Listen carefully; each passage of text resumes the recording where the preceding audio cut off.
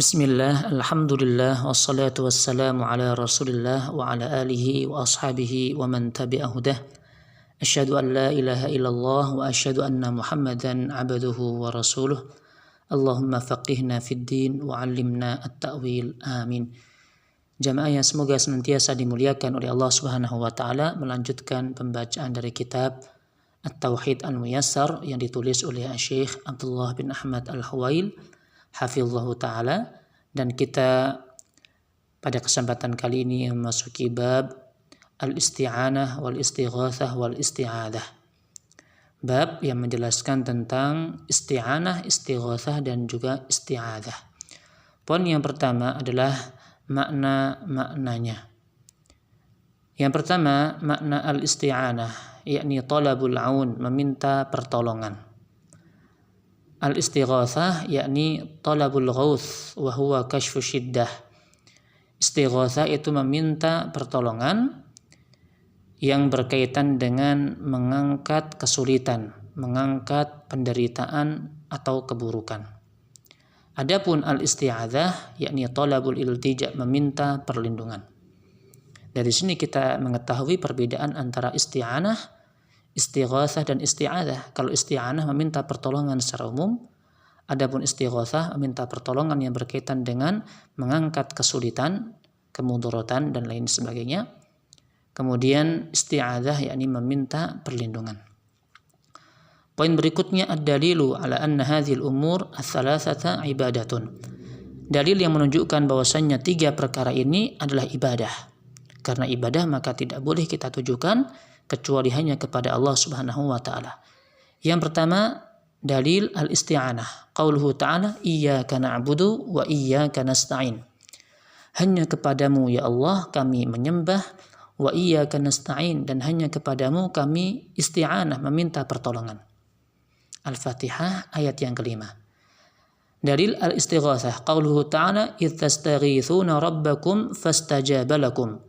Ingatlah tatkala engkau wahai Muhammad istighatsah rabbakum kepada Rabb engkau, Rabb kalian, fastajaba lakum, kemudian Allah memperkenankan bagi kalian. Di sini Rasulullah Muhammad SAW sebagaimana yang disebutkan dalam surat Al-Anfal ayat yang ke-9, beliau beristighatsah hanya kepada Rabb, yakni Allah Subhanahu wa taala, bukan kepada selainnya. Dalil yang ketiga, dalilul isti'adzah. Qauluhu ta'ala, qul a'udzu birabbin nas.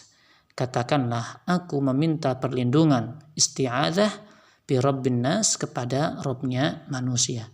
Surat An-Nas ayat yang ketiga. Dalil-dalil tersebut menjelaskan bahwasannya manakala kita ingin isti'anah, istighatsah dan juga isti'adzah, maka hanya diperbolehkan kepada Allah Subhanahu wa taala. Kemudian beliau memerinci kaitannya dengan hukum isti'anah, istighatsah dan isti'adzah. Kata beliau, ketiga perkara tersebut ini terbagi menjadi dua hukum. Hukum yang pertama adalah diperbolehkan manakala terpenuhi 4 syarat berikut ini. Yang 4 syarat tersebut, 2 syarat terkait dengan perkara yang diminta, sedangkan 2 syarat lagi terkait kepada siapa yang dimintai. Kita bacakan 2 syarat yang terkait dengan perkara yang diminta adalah perkara tersebut tidak termasuk perkara yang khusus bagi Allah Subhanahu wa taala. Misalkan bukan dalam hal rububiyah. Tidak meminta rizki kepada selain Allah, tidak minta diberikan anak. Ya, yang kita tahu itu hanya khusus bagi Allah Subhanahu wa taala, tidak ada makhluk yang bisa memberikannya. Kemudian yang kedua, masih berkaitan dengan syarat yang diminta adalah makhluk tersebut qadir, yakni mampu untuk melakukannya. Kalau tidak mampu, maka tidak diperbolehkan. 2 syarat yang berikutnya yang berkaitan dengan kepada siapa yang dimintai. Atau syarat yang ketiga, yakni hayyan, makhluk tersebut masih hidup. Kalau sudah meninggal maka tidak diperbolehkan. Misalkan kita minta pertolongan kepada orang yang sudah meninggal, kita datang ke kuburannya atau menyebut namanya, maka tidak diperbolehkan. Kemudian syarat yang berikutnya terkait dengan siapa yang dimintai adalah hadir, orang tersebut hadir di hadapan kita. Atau kalau tidak di hadapan kita, kita bisa berkomunikasi misalkan dengan HP, ya dengan email, ya dengan internet dan sebagainya.